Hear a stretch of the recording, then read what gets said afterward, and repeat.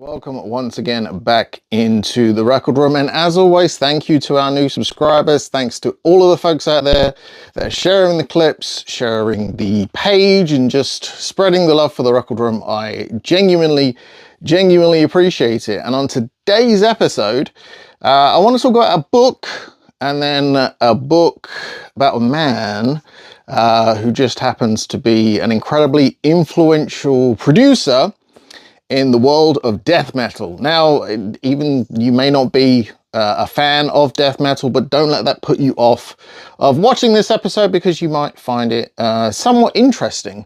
Now, I started listening to metal, I want to say it was early 90s. It was not too long after Metallica's Black Album, Nirvana Nevermind.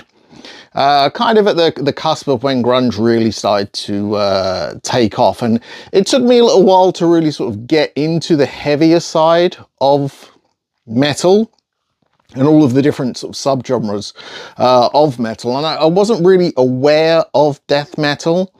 And I remember buying Kerrang magazine or Raw magazine, Metal Hammer, one of the magazines that we had here in the UK.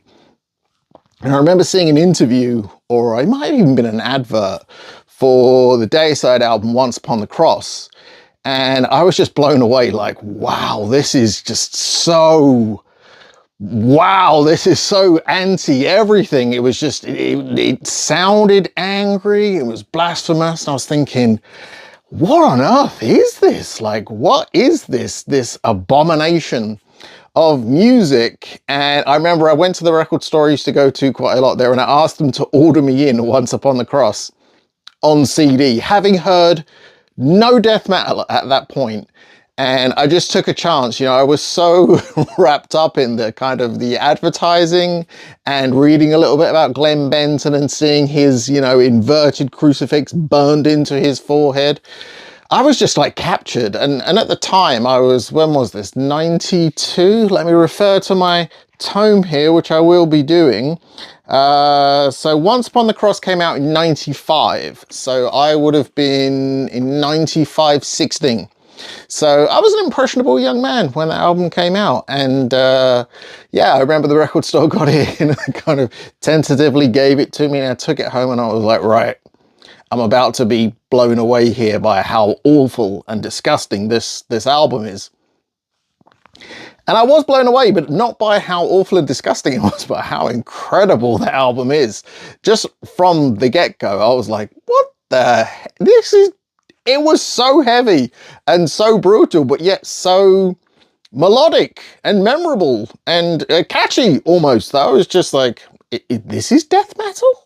Am I missing something with death metal? I thought death metal was basically unlistenable.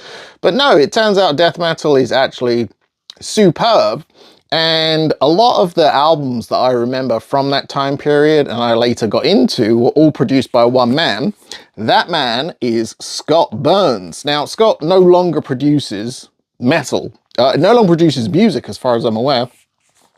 But this incredible book here, The Scott Burns Sessions, A Life in Death Metal, 1987 to 1997 by David Gellick, with a foreword by Dan Swano. This basically is a diary or a snapshot of that 10-year period where Scott was producing some of the most incredible death metal albums you will ever hear. And death metal production really started, for my opinion, with Scott. It was Scott did... they kind of joke about it a little bit in the book here, how, you know, if you wanted a death metal package, you would go to Scott Burns and you would get a good, solid job. But, you know, Scott Burns is an incredible producer, was an incredible producer, and did some amazing things. He was able to take a genre of music that was very guttural and not unlistenable, but he made it so you could hear the instruments, so you could hear the vocals, so you could enjoy this music on a musical level. And I love Scott Burns' production. I know there are some people out there, musicians and fans, that are not a fan of what he did. That's fine, you know, not everybody is going to like everything, but for me, I absolutely love the Scott Burns. There aren't many albums that are mentioned in this book that I'm not a fan of, but I received this for This was actually a Christmas gift from my wife, but it was a pre-order at the time, so it didn't turn up until, it wasn't a Christmas gift, no, it was a birthday gift. Now I remember. It was a birthday gift, and I think it arrived about a month after my birthday, so that's why now I'm filming this video in July. But essentially what you have here is, it's a diary or recordings from the Morris Sound recording studio, which is where Scott worked out of, and a majority of like the classic death metal albums were all recorded at Morris Sound. Sometimes with the Morris Brothers, but mostly with Scott Burns. And what you get here is, it goes from 1987 to 1997, and it chronicles each album as they were recorded. So not in alphabetical order, it goes in chronological order. And it basically gives you a little bit of a background on each album, the band, recollections from Scott himself, recollections from band members, be they good or bad. And it's a fantastically well-written book. I am very much a fan of this book. I would say if you're a fan of heavy music and you are interested, definitely check this out. This one came out through Decibel Books in the US, and Cult Never Dies is the exclusive European distributor, and that's where I got this from, Cult Never Dies. They do a great range of products and books on there. One day I'll probably do a video about their incredible tome on black metal. There are many books on black metal. You only need one, and it's the one from Cult Never Dies. But today we are talking about Scott Burns, and in reading this book, obviously I went off on a tangent and started listening to a lot of death metal again, which is not something unusual for me. I do listen to a fair amount of death metal as it is, but I thought today I would pick my 5 favorite Scott Burns production jobs, gigs, whatever you want to call them. 5 favorite albums produced by Scott Burns. But rather than do like a chronicle, this is my favorite, this is my least favorite, because there are no least favorites, I'm just going to do them in chronological order, much like the book. So that way there is no picking favorites, because out of these 5 albums, I couldn't say, well, there is one that's my overall favorite, but we'll talk about that when we get to it. But these are my top 5 favorite albums as produced by Scott Burns. And I'm going to start off with an album that probably a lot of you out there may have heard of, might not even be super familiar with the band, but essentially this is the band that Pantera stole their sound from. I know some people would differ with that, but it's Exhorder's Slaughter in the Vatican. If you've never heard this album, this album has got so much groove and so much balls. This basically, I was listening to this and my wife came into the room and she's like, are you listening to Pantera? I'm like, nope, but this is the band that Pantera kind of remodeled themselves on. I mean, the cover is kind of kooky. The album is called Slaughter in the Vatican. And what I have here is the Music on Vinyl repress, because an original version of this, while it's not crazy expensive, records from the 90s are just expensive. There's no two ways about it. I've just I never ever paid attention really to this album cover before because it's kind of goofy, but one of the pictures on the front says Anal Lust, which I can get you a picture there of Anal Lust. But yeah, this is a great reissue from Music on Vinyl. Comes with a lyric sheet, which is quite nice. And this is it's one of those Music on Vinyls that says it's 180 gram audiophile vinyl pressing. I think that just means the weight, which, as we all know, doesn't mean anything. But it is a nice, clean, flat, very good sounding version of the album. So rather than track down an original, which you can do, which probably run you around, I think it's around, I want to say 50 plus for a nice clean copy of that album. You can probably get one for about £50. You could also get the reissue for like 20, and it sounds great. So that's where I would probably point you. If I ever saw an original, I might pick it up so I can do a comparison side by side. But the music on the album, it's heavy.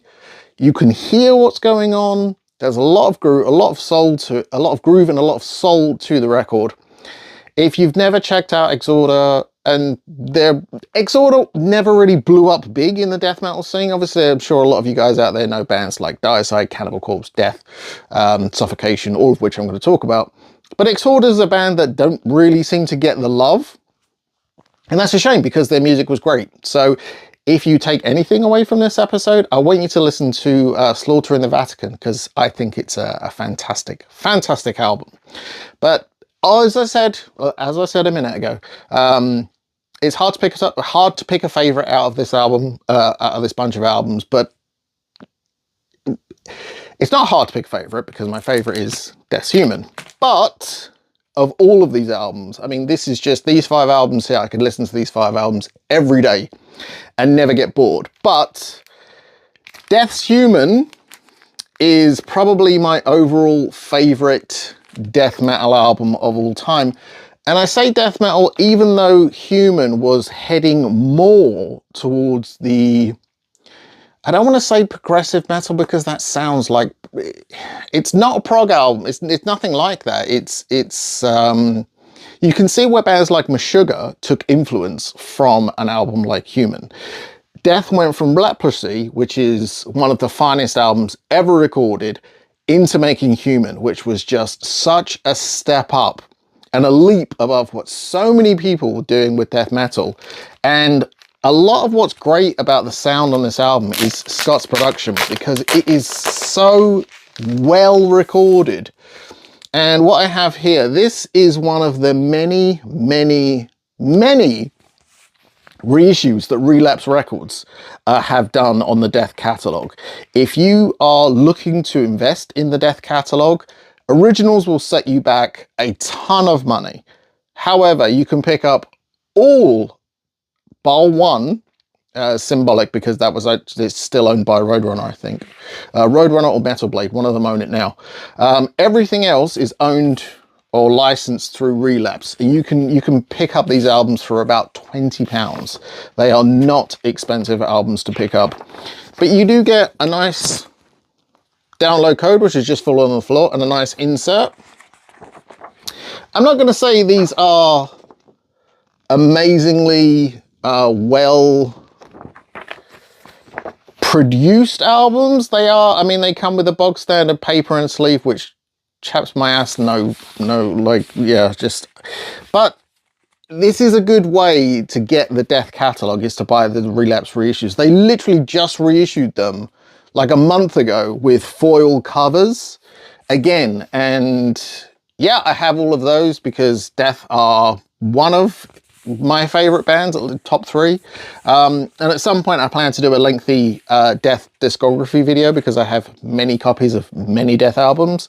But this is just a standard black vinyl version, and you can get these on all manner of like splatter and merge and different kind of color variants. But you can also get it on just plain black vinyl if you wish. And this for me is, I mean, it's a great album. This one includes the God of Thunder Kiss cover as a bonus track, which is nice. I do believe it wasn't on the original pressing. It sounds really good, and it's such a fantastic album. Not my favorite Death album overall, but, or maybe it is, I don't know. It's hard to say. With Death, I'm one of the only bands I can't really be subjective with. I don't know why, it's just too tough for me, because there's something on every album where I'm like, I don't know, you know, I don't know. But Death's Human, again, another fantastic album. If you're not familiar, do check that one out. But when we are talking about death metal in the grandest terms, there's usually one band we're all talking about, or all thinking about. And it's obviously, I'm going to try and censor this a bit, Cannibal Corpse. Can I censor enough of this? I don't even know if I need to censor this. I don't think I do. But Cannibal Corpse, Tomb of the Mutilated, which was my first introduction to Cannibal Corpse. And since that time, like most people, you're either going to love the Corpse or you're not. I choose to love them. Many copies of this album. I freaking love this album so much. It's so, I don't want to say funny is the wrong word. It's not a funny album. It's just, if you were to like create or if you were to say, create me a death metal album, this is what you'd get. You'd get Tomb the Mutilated, Hammer Smashed Face, I Come Blood, Split Wide Open, Beyond the Cemetery, Post-Mortal Ejaculation. I mean, it gets no better. As a teenager getting this when this came out, it must have been amazing. And what I have here, this is actually one of the Nessie reissues. And for those of you that are unaware of Nessie, this is the Northeast Steel industry label. I believe they're out of China. And they do really high quality reissues. The album is on Metal Blade, also recently reissued. There are a couple of color variants there. They did Tomb of the Mutilated and I want to say Eaten Back to Life. I think those are the two albums that recently were reissued on color vinyl. I have those around as well somewhere, but this is probably my favorite pressing. The Nessie stuff, it's a little bit more expensive, but you really do get a high quality product. Like, you won't be able to tell, but this is like a nice finish on this.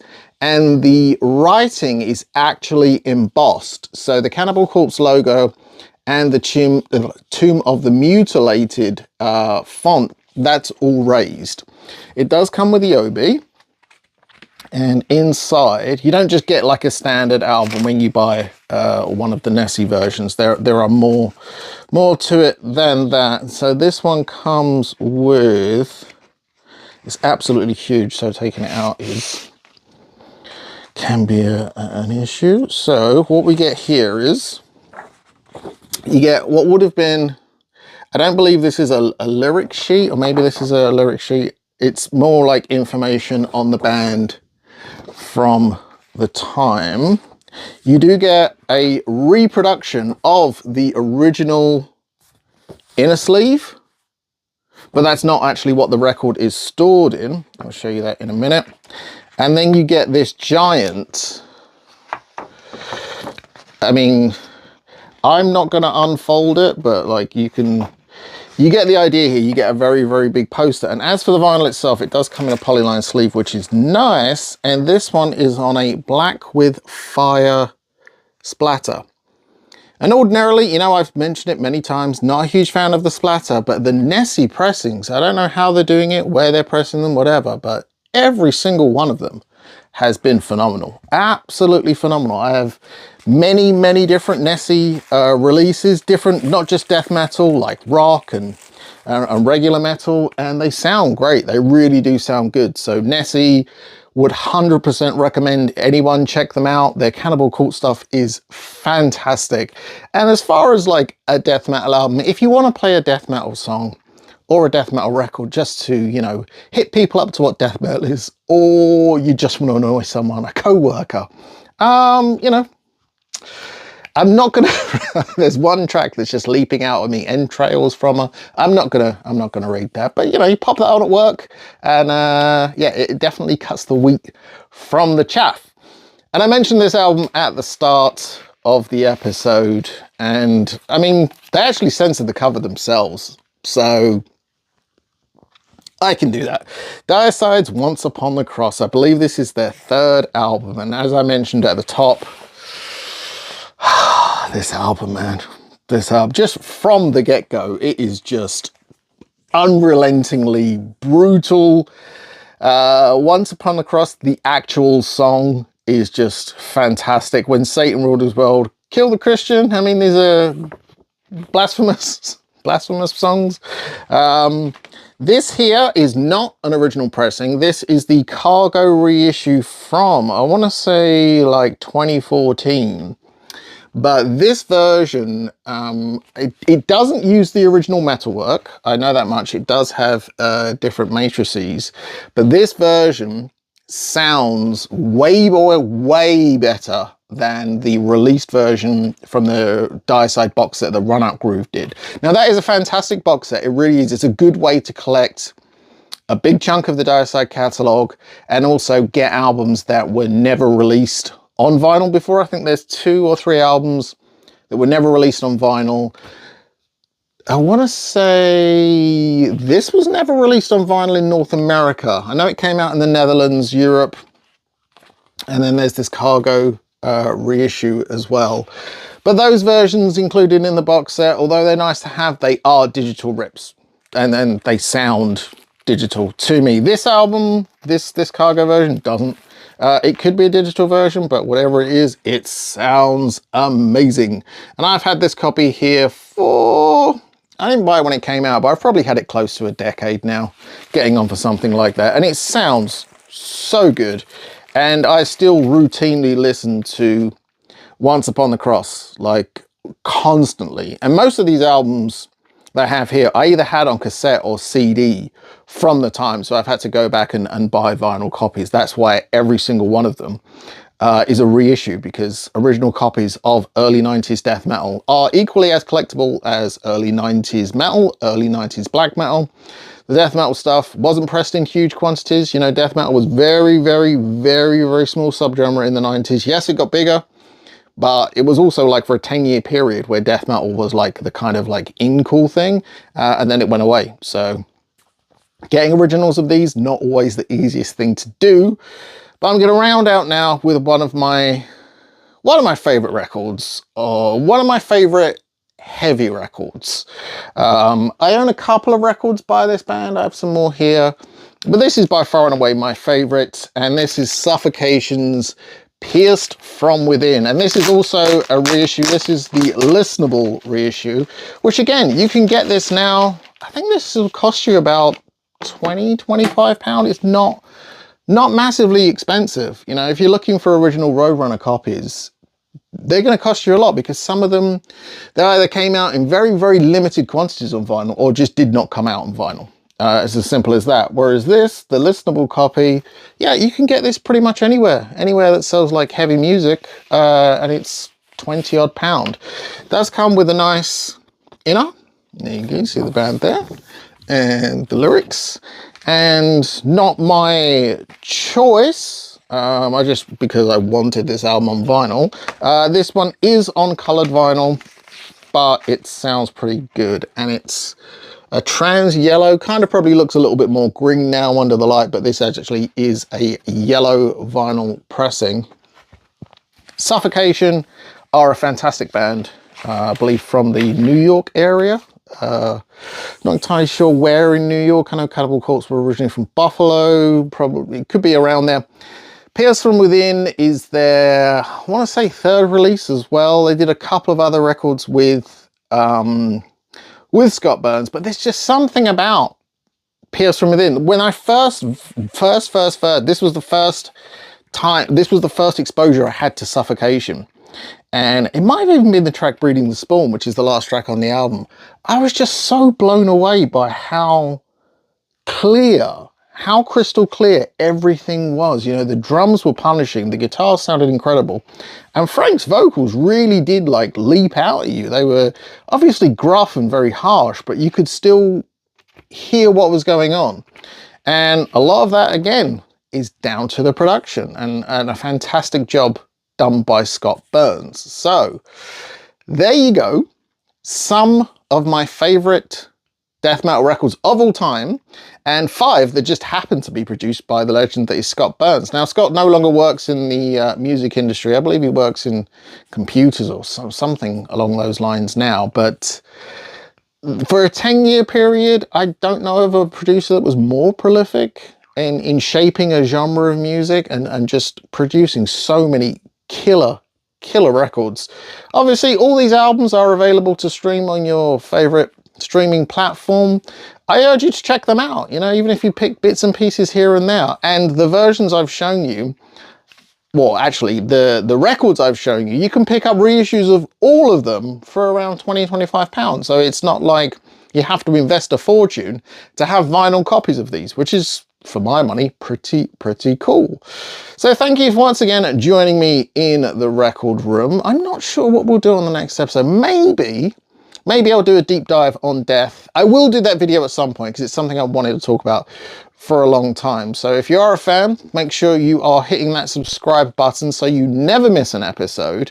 And remember, any likes, shares you can give, comments are always welcome. We are on social media at Record Room Show on X, Facebook and Instagram.